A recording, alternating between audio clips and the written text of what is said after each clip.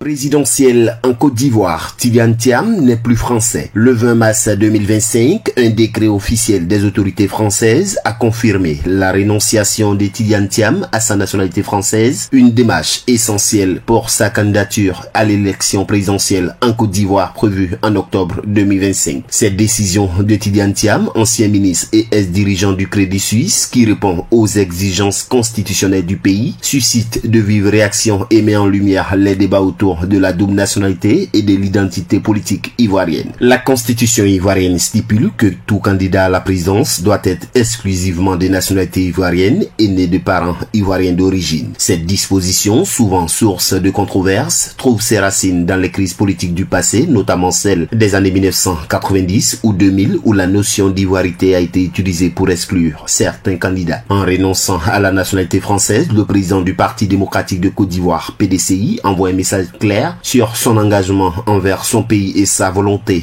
de se conformer aux règles en vigueur. Il cherche ainsi à désarmer ses opposants qui utilisaient sa double nationalité comme un argument pour remettre en cause sa légitimité. Ce débat autour de la nationalité ne date pas d'aujourd'hui. En 2000, la question a été remise sur la table contre l'actuel chef d'État ivoirien Alassane Ouattara, avant d'être finalement réglé en 2010 par un décret spécial de l'ex-président Laurent Gbagbo, alors qu'il était au pouvoir pour permettre à son adversaire politique de se présenter à la présidentielle. Et bien que Tidjane Thiam ait renoncé à sa nationalité française, ses détracteurs le jugent déconnecté des réalités locales, tandis que ses partisans y voient un leader capable de revitaliser l'opposition et d'offrir une alternative crédible au pouvoir en place. Le PDCI, parti historique dont il est le leader, tente de se repositionner face au rassemblement des oufouettistes pour la démocratie et la paix RADP d'Alassane Ouattara qui domine la scène politique depuis plusieurs années. L'issue de cette élection reste incertaine, mais une chose est sûre, la question de l'identité nationale et de l'éligibilité des candidats continuera d'alimenter les débats en Côte d'Ivoire.